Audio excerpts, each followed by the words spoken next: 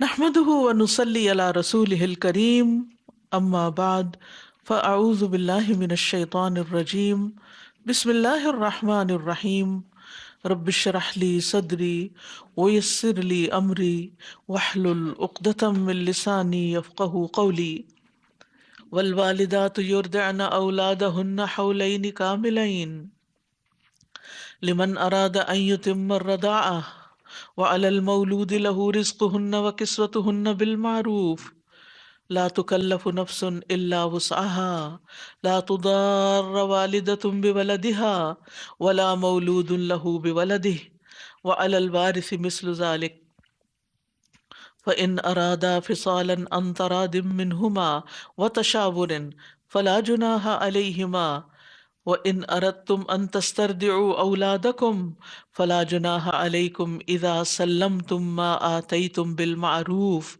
وَاتَّقُوا اللَّهَ وَاعْلَمُوا أَنَّ اللَّهَ بِمَا تَعْمَلُونَ بَصِيرٌ۔ اور مائیں اپنی اولاد کو مکمل 2 سال دودھ پلائیں۔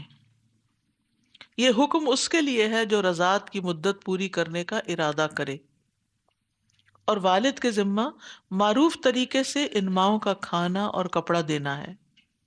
کسی نفس کو اس کی وسعت سے بڑھ کر تکلیف نہ دی جائے، نہ تو والدہ کو اس کے بچے کی وجہ سے اور نہ ہی والد کو اس کے بچے کی وجہ سے کسی طرح کا کوئی نقصان پہنچایا جائے، اور بچے کے وارث پر بھی اسی طرح نان و نفقہ کی ذمہ داری ہے۔ پھر اگر وہ دونوں باہم رضامندی اور مشورے سے دودھ چھڑانے کا ارادہ کر لے تو ان پر کوئی گناہ نہیں، اور اگر تم اپنی اولاد کو کسی اور عورت سے دودھ پلوانے کا ارادہ کرو تو بھی تم پر کوئی گناہ نہیں، اگر تم بھلے طریقے سے ان کے حوالے کر دو جو انہیں دینا طے کیا تھا، اور اللہ سے ڈرو اور جان لو کہ جو بھی تم کرتے ہو یقیناً اللہ اسے خوب دیکھنے والا ہے۔ والوالدات یرضعن اولادہن حولین کاملین، اور مائیں اپنی اولاد کو مکمل 2 سال دودھ پلائیں۔ دودھ نہ پلانے والی عورتوں کے لیے یعنی جان بوجھ کر اور اپنا حسن کو برقرار رکھنے کے لیے اگر کوئی عورت دودھ نہیں پلاتی تو اس کی سزا بھی بتائی گئی ہے۔ رسول اللہ صلی اللہ علیہ وسلم نے فرمایا، میرے پاس 2 آدمی آئے، انہوں نے میرا بازو پکڑا اور مجھے ایک دشوار گزار پہاڑ کے پاس لے گئے۔ ہم ایسی عورتوں کے پاس سے گزرے کہ سانپ ان کے پستانوں کو نوچ رہے تھے۔ میں نے پوچھا یہ عورتیں کون ہیں؟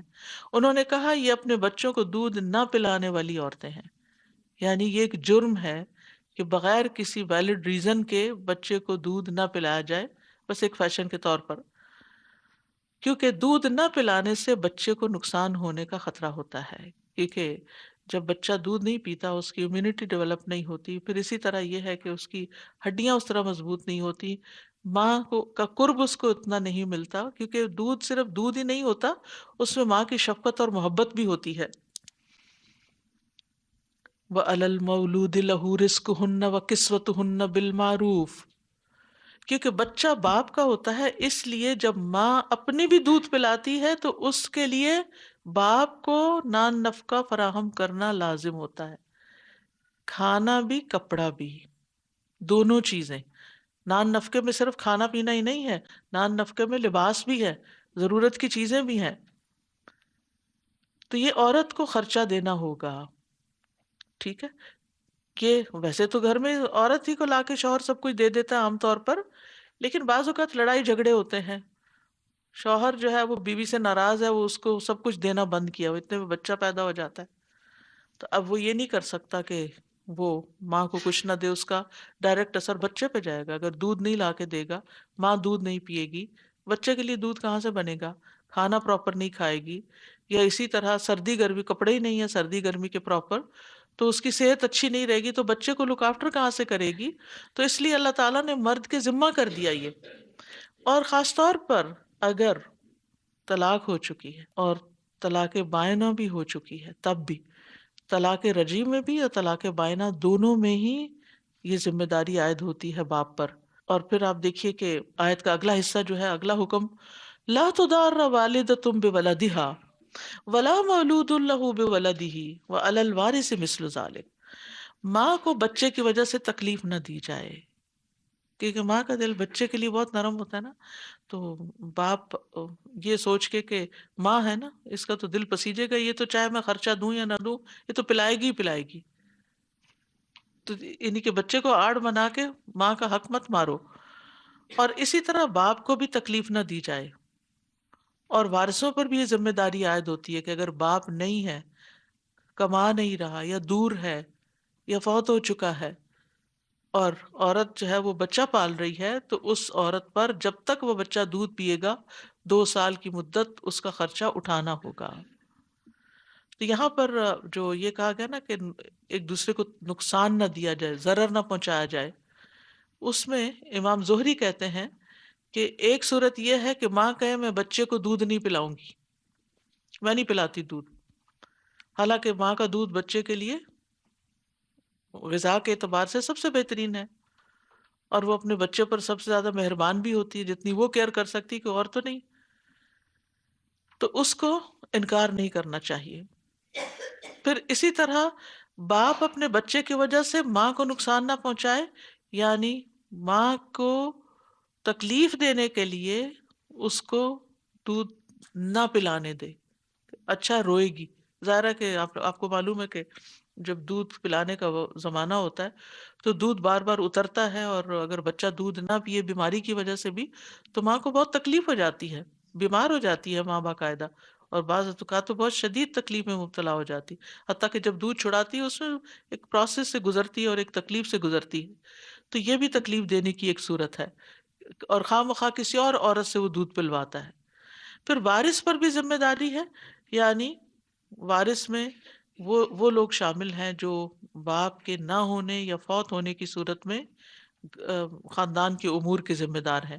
اس سے یہ بات بھی پتہ چلتی ہے کہ اگر خاندان کے کچھ لوگ مالدار ہیں اور کچھ لوگ تنگ دست ہیں، یا کوئی عورت بیوہ ہے یا مطلقہ ہے، تو باقی خاندان والوں کی ذمہ داری بنتی ہے، وارثوں کی ذمہ داری بنتی ہے کہ وہ اس کو کی ٹیک کیئر کریں.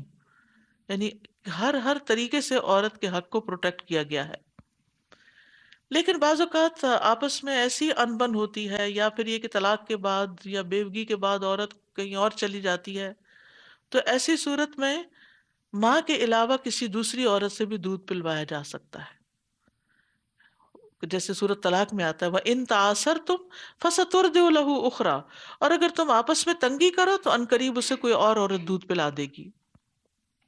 یعنی اگر آپس میں نہیں سیٹلمنٹ ہو رہی، اختلاف ہی اختلاف چل رہا ہے، تو پھر کچھ اور طریقہ اختیار کرو. مثلاً عورت دودھ پلانے کی اجرت زیادہ طلب کرے اور مرد اس کو تسلیم نہ کرے، یا مرد بہت تھوڑی اجرت دینا چاہے جو عورت کے لیے قابل قبول نہ ہو، پھر اس کے بچے کو کوئی اور عورت دودھ پلا دے گی. اور اگر بچے کی ماں بھی اس اجرت پر راضی ہو جائے جو کسی اور عورت کے ساتھ طے کی گئی ہے، تو وہ اپنے بچے کو دودھ پلانے کی زیادہ حقدار ہے، یعنی ماں کا حق پہلا ہے. لیکن اگر کسی اور عورت سے دودھ پلوانا پڑے تو پھر اچھی عورت کا انتخاب کیا جائے، اچھے اخلاق والی، اچھے خاندان والی، کیونکہ دودھ کا بھی اثر ہوتا ہے. یعنی دودھ پلاتے ہوئے ماں جو ہے وہ، جیسے یہ تانا بھی دیا جاتا ہے نا، کس ماں کا دودھ پیا تھا تم نے، ہم؟ تو یا انکریج کرنے کے لیے بھی کہتے ہیں کہ میں تمہیں دودھ معاف نہیں کروں گی اگر تم نے یہ کام کیا. تو اس دودھ کے اپنے اثرات ہوتے ہیں. اس لیے بد اخلاق عورت یا بد کردار عورت یا ایسی عورت جسے کوئی بیماری ہو کنٹیجیس، اسے دودھ نہیں پلوانا چاہیے. ان چیزوں کا خیال رکھنا چاہیے تاکہ بچے کو بیماری نہ لگے یا بچہ بچپن میں ہی گالی گلوچ نہ سیکھ جائے. پھر فرمایا والذین یتوفون منکم ویذرون ازواجا یتربصن بانفسہن اربعۃ اشہر وعشرا فاذا بلغن اجلہن فلا جناح علیکم فیما فعلن فی انفسہن بالمعروف واللہ بما تعملون خبیر. اور تم میں سے جو لوگ فوت ہو جائیں اور بیویاں چھوڑ جائیں تو وہ عورتیں 4 ماہ اور 10 دن اپنے آپ کو انتظار میں رکھیں. پھر جب وہ اپنی عدت کی مدت پوری کر چکیں تو جو بھی وہ اپنی ذات کے بارے میں معروف طریقے سے طے کریں تو تم وارثوں پر کوئی گناہ نہیں، اور جو بھی تم کرتے ہو اللہ اس کی خوب خبر رکھنے والا ہے. اس آیت میں بنیادی طور پر بیوہ کی عدت بتائی جا رہی. کس کی عدت؟ بیوہ کی. پیچھے ہم نے طلاق یافتہ عورت کی عدت کا پڑھا تھا، کتنی ہے وہ؟ 3 حیض. 3 حیض.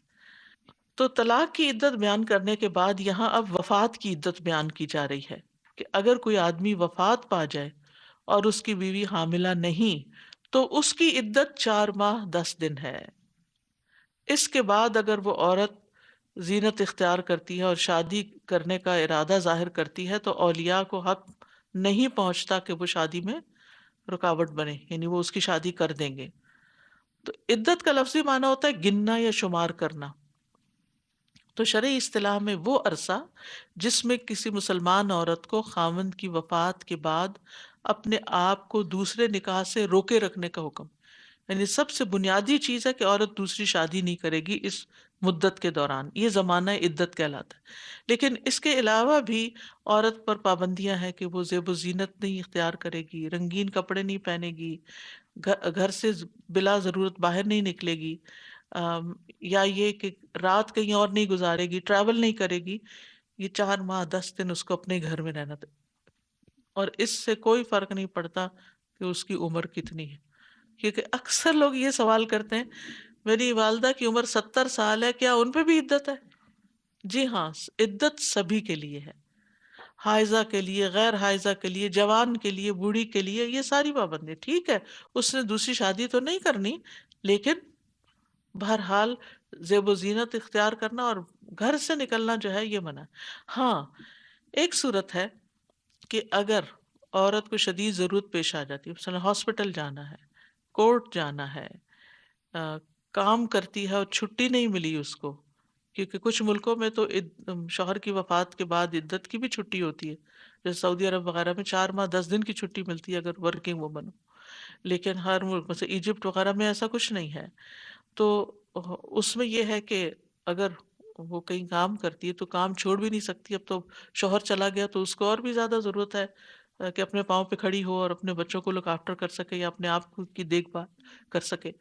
تو ایسی صورت میں اگر کسی کو 8 دن کے بعد ہی کام پہ جانا پڑتا ہے تو وہ کام پہ چلی جائے گی، لیکن کوئی زیب و زینت اختیار نہیں کرے گی، اور پھر کام سے سیدھی گھر واپس آئے گی. ادھر ادھر سہیلیوں کے گھر جانا، پارٹیز اٹینڈ کرنا، شادیاں اٹینڈ کرنا، یہ سب کام نہیں ہوں گے، وہیں سے واپس آ جائے گی. اسی طرح یہ ہے کہ عدت جو ہے وہ شوہر کے گھر میں ہی گزارنی چاہیے جہاں شوہر کی وفات ہوئی. اس میں بعض لوگوں نے بہت ایکسٹریم اوپینین بھی دیا ہے کہ اگر وہ ٹریول بھی کر رہی ہے تو جہاں شوہر کی وفات ہوئی وہیں 4 مہینے رکے. نہیں نہیں، ایسی کوئی بات نہیں ہے. جہاں وہ اپنا زیادہ وقت گزارتے تھے وہاں پر جا کر عدت کرے. بعض اوقات ایسا ہوتا ہے نا کہ شوہر فوت ہو چکا ہوتا ہے، ماں اکیلی ہے، کبھی ایک بچے کے پاس ہے، کبھی دوسرے بچے کے پاس ہے، لیکن پھر بھی ایک بچے کے پاس وہ زیادہ رہتی ہے، اس کو اپنا گھر کنسیڈر کرتی ہے اور باقی بچوں کے پاس صرف وزٹ کرتی ہے. تو ایسی صورت میں اگر وہ کہیں اور بھی گئی ہوئی ہے تو واپس اس گھر میں آ جائے جہاں وہ رہتی ہے. تو یہ عدت گزارنا جو ہے یہ لازم ہے. زینب رضی اللہ عنہ کہتی ہیں کہ میں زینب بنت جہش کے پاس گئی جس وقت ان کے بھائی فوت ہوئے. انہوں نے خوشبو منگوائی اور اسے استعمال کیا، پھر فرمایا اللہ کی قسم مجھے خوشبو کی کوئی ضرورت نہیں تھی، لیکن میں نے سنا رسول اللہ صلی اللہ علیہ وسلم سے آپ ممبر پر کھڑے فرما رہے تھے کہ جو عورت اللہ اور قیامت کے دن پر یقین رکھتی ہے اس کے لیے جائز نہیں کہ وہ کسی میت پر 3 دن سے زیادہ سوگ منائے. صرف شوہر کے لیے 4 ماہ 10 دن سوگ ہے. سوگ یعنی غم منا سکتی ہے. ٹھیک ہے، ایک ہوتی ہے تعزیت، ایک ہوتا ہے سوگ. تو تعزیت یا تعزیت کی تو کوئی مدت نہیں، جتنے دن چاہو کر، جب چاہو کر لو. لیکن سوگ جو ہے، جو جیسے سارا کچھ معطل کر کے ہر کام تو بیٹھ جاتے ہیں، آنے والوں کے ساتھ بیٹھ کے بات چیت ہوتی ہے، تو یہ بس 3 دن ہونا چاہیے. ہاں عورت کے لیے 4 ماہ 10 دن ہے کہ وہ ان 4 مہینوں تک زیب و زینت سے پرہیز کرے گی. اور اسی طرح یہ ہے کہ کم سن لڑکی پر بھی عدت گزارنا لازم ہے. پھر ایک صورت اور ہے اور وہ ہے حاملہ عورت. ایک عورت پریگننٹ تھی، اس کے شوہر فوت ہو گئے، اب اس پر کتنی عدت ہوگی؟ تو اس کا قرآن سے پتہ چلتا ہے کہ ان یضعن حملہن، جب وہ اپنا حمل وضع کر دیں تو وہ عدت سے باہر آ جائیں گی، چاہے 2 دن بعد ہو، چاہے 6-8 مہینے کے بعد ہو. بعض صورتوں میں عدت چھوٹی بھی ہو جاتی ہے اور بعض صورتوں میں عدت لمبی بھی ہو جاتی ہے. لیکن ابن عباس کا اوپینین یہ ہے کہ ان میں سے جو زیادہ طویل عرصے کی مدت ہوگی وہ اس عورت کی عدت ہوگی. کیا مطلب ہے اس کا؟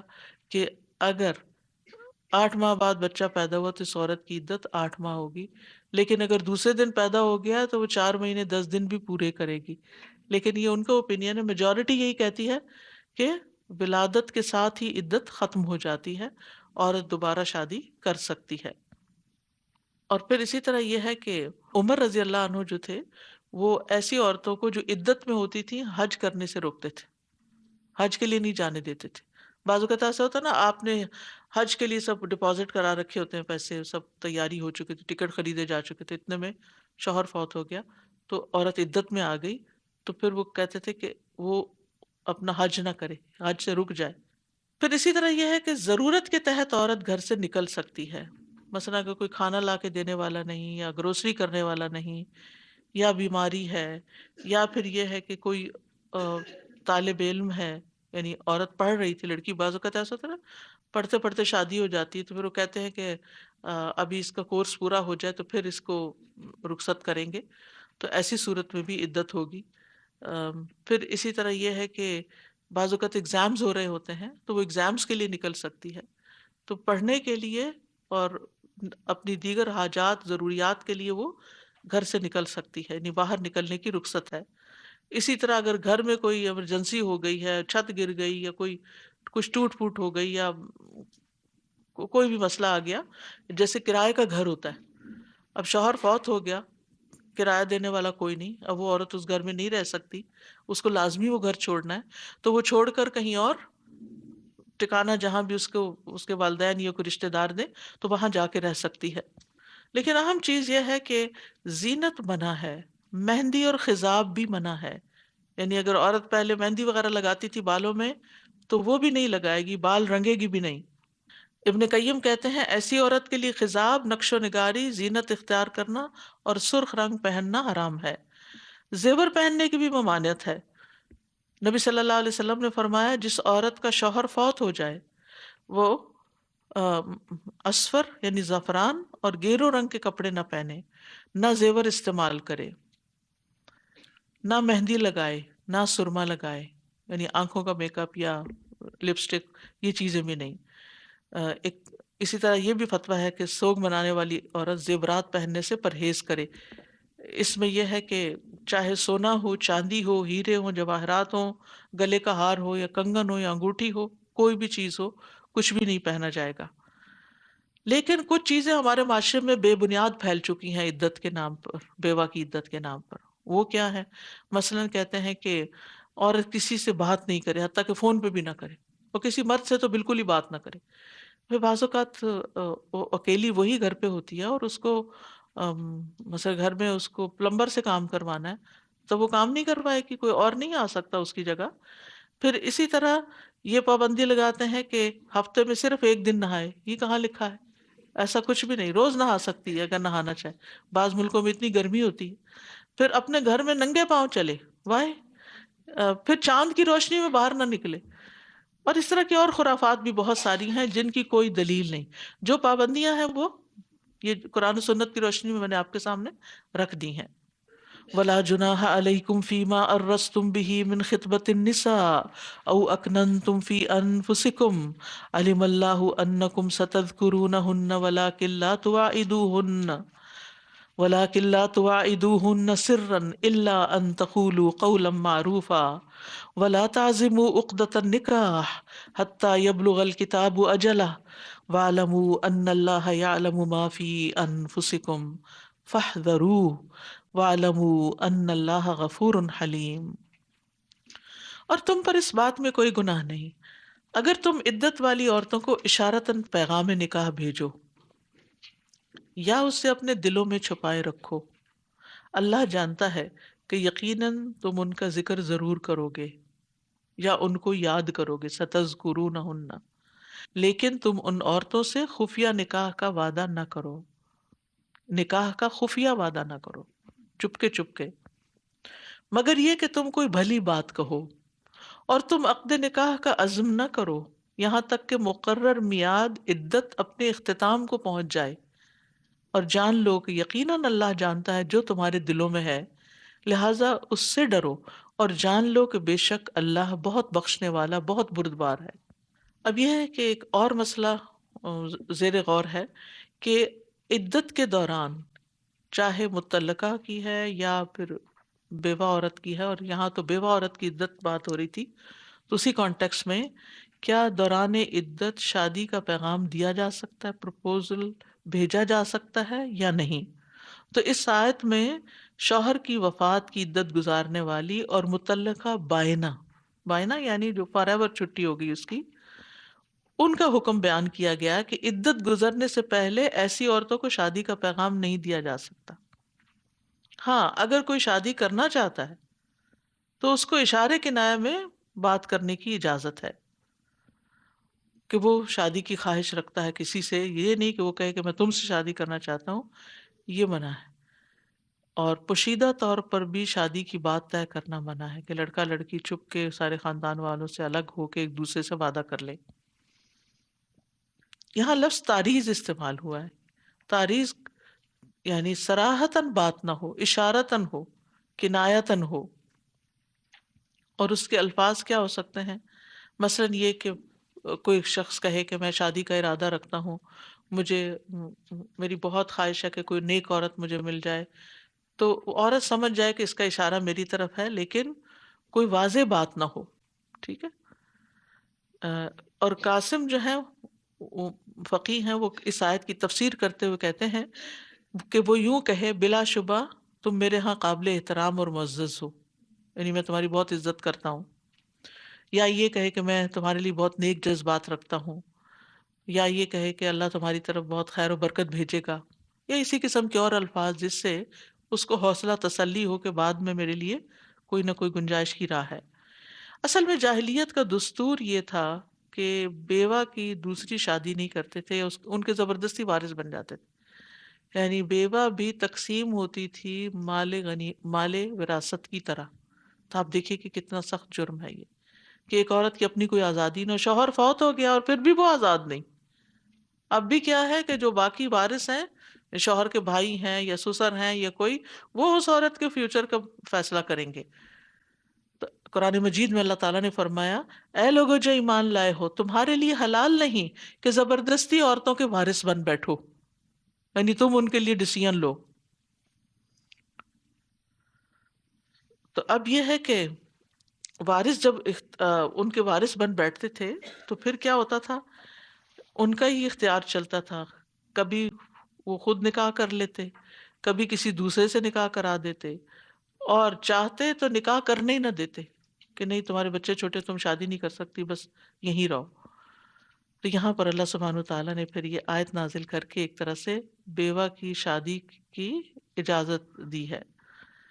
پھر اسی طرح یہ ہے کہ جو خاندان والے ہیں ان کے لیے بھی لازم ہے کہ وہ اس بارے میں سوچیں۔ یعنی بعض اوقات ماں باپ کہتے ہیں بس ایک شادی کی ہے، نہیں کامیاب ہوئی تو بس اب دوسری کیا، اللہ یہ کہ لڑکی خود نہ کرنا چاہے تو وہ اور بات ہے، ورنہ صحابہ کے دور میں طریقہ کار کیا تھا کہ جب بھی کوئی عورت بیوہ ہوتی تھی تو اس کی دوسری نکاح کے سب فکر کرنے لگتے تھے، خاندان والے بھی کرتے تھے اور دوسرے لوگ بھی کرتے تھے، یعنی ایسا معاشرہ تھا جو ایک دوسرے کے لیے کیئرنگ تھا۔ لیکن آج آپ دیکھیں کہ دوسرے یعنی بیوہ کے نکاح کی تو بات دور ہے، آج کل تو جوان بچیوں کے ماں باپ کی راتوں کی نیندیں حرام ہیں، ان کی کوئی مدد نہیں کرتا، اور کوئی آگے نہیں آتا کہ ہم یہ ذمہ داری نہیں لینا چاہتے۔ اصل میں مسائل بھی تو بہت ہو گئے ہیں نا، اور پھر ڈیمانڈز بہت بڑی بڑی ہو گئی ہیں، اور پھر یہ کہ بہت سی شادیاں بہت جلد ٹوٹ بھی جاتی ہیں۔ اب اگر کوئی کسی کا کو رشتہ بھجوا بھی دے اور ہو گئی وہ شادی ناکام، تو آپ خود سوچیے آپ کی زندگی حرام کر دیں گے، کبھی معاف نہیں کریں گے۔ آپ نے یہ کہا تھا، آپ نے بھجوایا تھا، آپ نے شادی کرائی تھی، اب آپ ساری ذمہ داری آپ پہ ہے۔ تو یہ چیزیں بھی ہے کہ بیچ کے شخص جو ہے اس کو بہت پریشر آ جاتا ہے، اس لیے لوگ پھر ہاتھ ہی نہیں ڈالنا چاہتے۔ لیکن یہ ہے کہ یہ ایک بہت نیک کام ہے، یعنی جس طرح کھانا پینا انسانوں کی ضرورت ہے، شادی بھی ایک ضرورت ہے، اور اس میں کچھ لوگوں کو اللہ نے بڑی اچھی نظر دی ہوتی ہے، وہ بڑی جلدی میچنگ کر لیتے ہیں، بڑی جلدی ایک دوسرے کو ملا دیتے ہیں.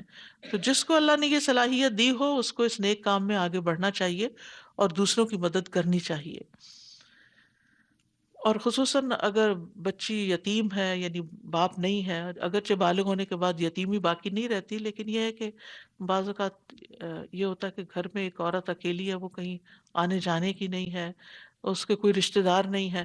خصوصاً اس ملک میں آپ دیکھیں کہ جہاں پر بعض اوقات صرف ایک ہی فیملی رہ رہی ہوتی ہے، نہ بہن بھائی ہے کوئی، نہ کوئی اور سسرالی یا میکے کے رشتہ دار ہیں، تو ایسی صورت میں پھر بچوں کی شادیوں کے وقت بڑی مشکل پیش آتی. وہ ساری زندگی اکیلے رہنے کے عادی ہوتے ہیں. کئی لوگ تو بالکل ملتے ملاتے بھی نہیں، نہ کوئی ان کو جانتا نہ وہ کسی کو جانتے ہیں، تو بڑی مشکلات پیدا ہو جاتی ہیں.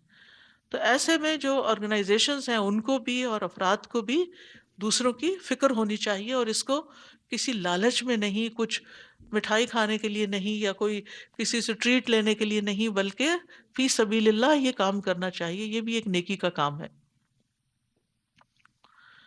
پھر فرمایا لا جناح علیکم ان طلقتم النساء ما لم تمسوهن او تفردوا لهن فریضہ ومتعوهن علی الموسع قدره وعلی المقتر قدره متاعا بالمعروف حقا علی المحسنین.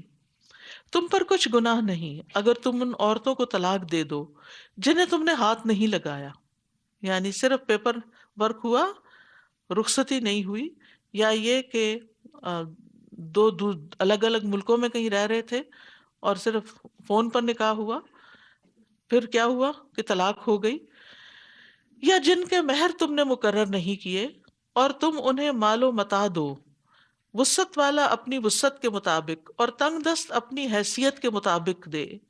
بھلے طریقے سے فائدہ پہنچانا ہے. احسان کا رویہ اختیار کرنے والوں پر ان عورتوں کا یہ حق ہے. یہاں اس آیت میں متع طلاق کی بات کی جا رہی ہے. متع طلاق یعنی اللہ تعالیٰ نے ایسی عورت کو طلاق دینے کا مسئلہ بیان کیا جس کے ساتھ شوہر نے ابھی مباشرت ہی نہیں کی، یا رخصتی نہیں ہوئی، یا مہر مقرر نہیں ہوا. تو اس صورت میں اگر مہر مقرر نہیں ہوا اور پہلے ہی طلاق ہو گئی تو پھر متع طلاق دیا جائے گا، یعنی حسب حال کچھ مال یا کوئی ہدیہ دے گا. اور اس سے مقصود عورت اور اس کے گھر والوں کی دلجوئی کرنا ہے، تاکہ طلاق کی وجہ سے انہیں جو تکلیف پہنچی ہے اس کا کچھ مداوع ہو سکے. جیسے سورۃ البقرہ کی آیت نمبر 241 میں بھی آتا ہے وَلِلْمُطَلَّقَاتِ مَتَاعٌ بِالْمَعْرُوفِ حَقًّا عَلَى الْمُتَّقِينَ. اور ان عورتوں کے لیے جنہیں طلاق دی گئی ہے کچھ نہ کچھ سامان دینا معروف طریقے سے لازم ہے، پرہیزگاروں پر یہ حق ہے. ٹھیک ہے، تو یہ چیز متع طلاق کہلاتی ہے. تو متعلقہ کو کچھ دے کر رخصت کرو. سبحان اللہ، کتنا خوبصورت دین ہے. ابو اسید کہتے ہیں کہ نبی صلی اللہ علیہ وسلم نے امیمہ بنت شراحیل سے نکاح کیا تھا. جب وہ آپ کے ہاں لائی گئی، آپ نے ان کی طرف ہاتھ بڑھایا تو انہوں نے ناپسند کیا، تو اس لیے آپ نے ابو اسید سے کہا کہ ان کا سامان کر دیں، یعنی یہ رہنا نہیں چاہتی، اور رازقیہ کے 2 کپڑے انہیں پہننے کے لیے دے دیں، یعنی جاتے ہوئے گفٹ دیا. اور یہ گفٹ مہر کے علاوہ ہے. اب اس میں آپ دیکھیے کہ کتنا دینا چاہیے یہ نہیں بتایا، فرمایا وسعت والا اپنی وسعت کے مطابق اور تنگ دست اپنے حیثیت کے مطابق، بھلے طریقے سے فائدہ پہنچانا ہے. سبحان اللہ، یہ ہے ہمارا دین. ناراضگی میں بھی، طلاق کے موقع پر بھی، آپس میں ایک دوسرے سے جدا ہو رہے ہیں ہمیشہ کے لیے، پھر بھی کچھ دو دلاؤ. یعنی ہمارے ہاں عموماً رواج ہوتا ہے خوشی کے موقع پر کچھ دینے کا، یہ تو بہت کامن ہے نا. ہم؟ اور اس میں ہم یہ نہیں دیکھتے کہ یہ خوشیاں اور یہ عیدیں ہماری اپنی بھی ہیں یا نہیں، بس موقع آ گیا ہے اب دینا ہے. ٹھیک ہے، پھر اسی طرح کچھ موقع ہم نے شادی بیاہ کے ایسی رسمیں منہ دکھائی اور پتہ نہیں کون کون سی چیزیں بنائی ہوئی ہیں جس میں لازمی طور پر کچھ دیتے ہیں. یہ بری ہے اور یہ جہیز ہے، اور یہ سب چیزیں بھی کوئی دین میں ان کا کوئی تصور نہیں ہے. ٹھیک ہے، اس موقع پر ضرورت کی چیزیں آپس کی میوچل انڈرسٹینڈنگ سے دونوں خاندان مل کے ایک نیا گھر بنانے کے لیے دے سکتے ہیں. لیکن اور اسی طرح بچہ پیدا ہو یا کوئی کامیابی ہو یا یعنی ہر موقع پر، یا کسی کے گھر کوئی جاتا ہے یا کوئی مہمان آتا ہے تو اس کو جاتے ہوئے کچھ رخصت کرتے ہوئے، مہمان کا جو حق ہے، یعنی کوئی بھی طریقہ ہو. لیکن یہاں پر آپ دیکھیے کہ غم کے موقع پر، دکھ کے موقع پر، جدائی کے موقع پر، ناراضگی کے موقع پر، طلاق کے موقع پر، طلاق کے بعد گھر سے بھیجتے ہوئے کک آؤٹ نہیں کرنا، بلکہ بھلے طریقے سے، شرافت کے ساتھ کچھ دے کے. تو آپ دیکھیے اگر جدا ہونے والی بیوی کو تحفہ دیا جا رہا ہے تو جو بیوی گھر میں ہے اس کا کیسا، اس کا کیا حق ہے اور اس کے ساتھ کیا معاملہ کرنا چاہیے. اور الحمدللہ ہم نے دیکھا ہوگا بعض گھرانوں میں، بعض خاندانوں میں اس کی بڑی اچھی تربیت ہوتی ہے کہ بچے شادی سے پہلے بھی اگر کماتے ہیں تو ماں باپ کو، بہن بھائیوں کو کچھ نہ کچھ اس میں سے گفٹ دیتے ہیں. اور یہ بھی ہم ماؤں کا فرض ہے کہ اپنے بچوں کو یہ سکھائیں کہ یہ چیز تمہاری یہ جاب ہوئی ہے، اب اس سے تم خالہ کے لیے یہ لے کر آؤ، پپھی کے لیے یہ لاؤ، بہن کو یہ دو، بھائی کو وہ دو. یہ ساری چیزیں سکھانی چاہیے تاکہ بچپن سے ہی دینے کی عادت پڑے. اور جو جو جہاں جہاں دینے کا آپ نے تفصیل تو پڑھ ہی لی ہے کہ والدین کو اور رشتہ داروں کو اور مسکینوں کو اور یتیموں کو، پھر صدقہ نکلوایا جائے ان سے کہ غریبوں مسکینوں کے لیے تم صدقہ نکالو. یہ نہ وہ سمجھے کہ جو ہم نے کمایا وہ میرا نہیں. ہم جو کچھ بھی کمائے وہ سب ہمارا نہیں ہے، اس میں اللہ کا حق ہے، بندوں کا حق ہے، اور رشتہ داروں کا حق ہے، مسافروں کا حق ہے، بہت سے لوگوں کا حق ہے اس میں. وہ سب کا ہے، وہ صرف میرا نہیں ہے. جو لوگ اس طرح کے طریقے سے زندگی بسر کرتے ہیں، دینے والے ہاتھ ہوتے ہیں، وہ خوب خوب برکتیں سمیٹتے ہیں. اور کچھ لوگ بخیل ہوتے ہیں، نہ ماں باپ پہ خرچ، نہ بہن بھائیوں پہ، نہ بیوی پہ. کسی موقع پر کوئی خوشی، کوئی خوشی کا موقع کبھی کوئی تصور ہی نہیں کوئی گفٹ دینے کا. تحفہ جو ہے وہ غیروں کے لیے نہیں ہوتا، تحفہ اپنے گھر میں بھی دیا جا سکتا ہے. والدین بچوں کو اور بچے والدین کو دیں، یہ بھی محبت بڑھانے والی بات ہوتی ہے. بھلے وہ استعمال کریں یا نہ کریں یا آگے کسی کو دے دیں یا کچھ بھی کریں، لیکن یہ کلچر گھروں کے اندر ہونا چاہیے ایک دوسرے کو دینے کا. اور پھر خاص مواقع کے اوپر، عید کے موقع پر، یا کوئی بچہ پیدا ہوا ہے اس موقع پر. یعنی ہمارے والد جو تھے، ہمارے کوئی بھی بہن بھائی پیدا ہوتا تو باقاعدہ امی کو گفٹ دیا کرتے تھے اس موقع پر، یعنی خوشی کا اظہار. حالانکہ یہ نہیں کہ کوئی کمی ہوتی تھی، پہلے سے ہی یعنی کہ گھر میں الحمدللہ وافر تھا سب کچھ، سب ضروریات خود پوری کرتے تھے. لیکن خوشی کا موقع ہے، یہ ایک جسچر ہے، کیونکہ عورت کو اچھا لگتا ہے باپ سے لینا، بھائی سے لینا، ماں سے لینا، شوہر سے لینا. تو یہ لین دین جو ہے یہ آپس میں ہوتا رہنا چاہیے، اس سے محبتیں بڑھتی ہیں. اور جب شوہر اپنا فرض بھی نہیں پورا کرتا، نان نفقہ بھی نہیں دیتا، ضرورت کی چیزیں بھی نہیں لا کے دیتا، تو تحفہ کہاں سے دے گا؟ یہ بخل کی انتہا ہے نا. خرچ کی ابتدا گھر والوں سے کرنی چاہیے، اور اگر گھر والوں پہ ہی خرچ نہیں کرتا تو پھر مہر تک نہیں دیتا، یا دے کے لے لیتا ہے، یا بیوی کماتی ہے تو وہ بھی چھین لیتا ہے. استغفر اللہ. یہ اسلامی طریقہ نہیں، یہ سراسر ظلم کا طریقہ ہے کہ بیوی کے مال پہ نظر رکھی جائے. یعنی کئی صورتیں ہو سکتی ہیں. بیوی، یعنی فقہا یہاں تک کہتے ہیں کہ بیوی جتنی چاہے مالدار ہو پھر بھی مرد پہ فرض ہے کہ اس پہ خرچ کرے. کہاں یہ کہ وہ اس سے کچھ لے، وہ اپنی مرضی سے خوشی سے دے. قرآن میں لکھا ہے اگر خوشی سے دیتی ہے تو دے سکتی. فَكُلُوهُ هَنِيًّا مَرِيًّا، تم مزے سے خوشگوار سمجھ کے کھا سکتے ہو. لیکن اگر وہ نہیں دینا چاہتی تو اس کی مرضی ہے، تم اس سے چھین نہیں سکتے، تم اس پہ دباؤ نہیں ڈال سکتے، تم اس بنا پہ اس کو طلاق نہیں دے سکتے کہ تم نے اپنا فلاں جو پیسہ ہے وہ مجھے نہیں دیا. لیکن ان اسلام کے ان طریقوں پر کتنے گھروں میں عمل ہو رہا ہے؟ کون ان پہ عمل کر رہا ہے؟ اسی لیے گھریلو مسائل ہے، اسی لیے دل دور ہے. چاہے وہ روایتی طور پر، وقتی طور پر ساتھ رہ بھی رہے نا، دل نہیں جڑے ہوئے ہوتے کیونکہ کیئر نہیں ہوتی. پھر فرمایا لا جناح علیکم ان طلقتم النساء ما لم تمسوهن او تفرضوا لهن فریضہ ومتعوهن علی الموسع قدره وعلی المقتر قدره متاعا بالمعروف حقا علی المحسنین. تم پر کوئی گناہ نہیں اگر تم ان عورتوں کو طلاق دے دو جنہیں تم نے ہاتھ نہیں لگایا، جن کے مہر تم نے مقرر نہیں کیے، تو اور تم انہیں مال دو، وسعت والا اپنی وسعت کے مطابق اور تنگ دست اپنی حیثیت کے مطابق، بھلے طریقے سے فائدہ پہنچانا ہے۔ احسان کا رویہ اختیار کرنے والوں پر ان عورتوں کا یہ حق ہے، محسنین پر یہ حق ہے، لازم ہے کہ محسنین یہ کام کریں۔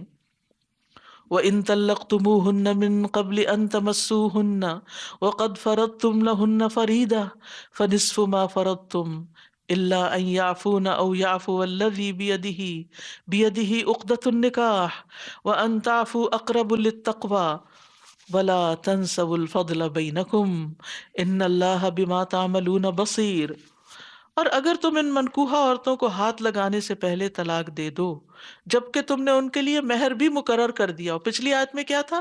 مہر مقرر نہیں ہوا، تو کیا دینا ہوگا طلاق کے موقع پر؟ متع طلاق، کوئی گفٹ وغیرہ دینا ہوگا۔ لیکن اگر مہر مقرر کر دیا تو مقرر مہر کا آدھا ادا کرنا ہوگا، مگر یہ کہ وہ عورتیں مہر معاف کر دیں یا وہ مرد مہر معاف کر دے جس کے ہاتھ میں نکاح کی گرہ ہے۔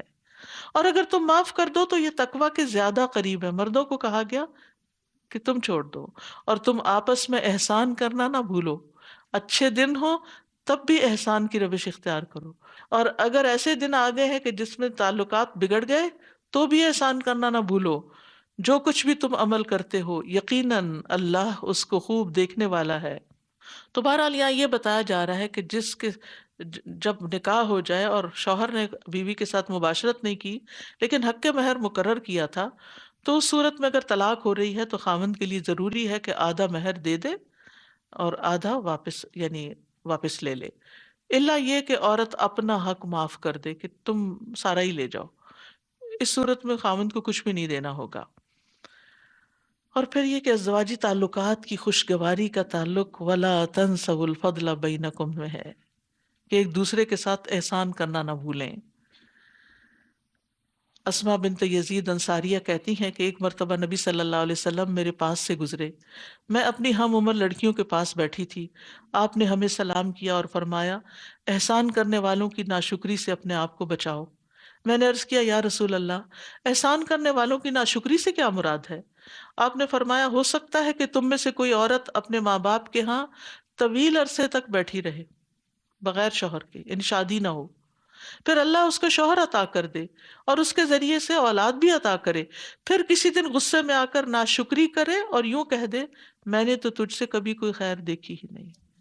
یعنی عورت کا یہ سوچنا کہ اس مرد سے مجھے کوئی خیر نہیں ملی، یہ ناشکری ہے۔ جو اولاد آپ کو ملی ہے نا، اس سے یہ بھی ایک نعمت ہے جو اس کے بغیر نہیں مل سکتی تھی۔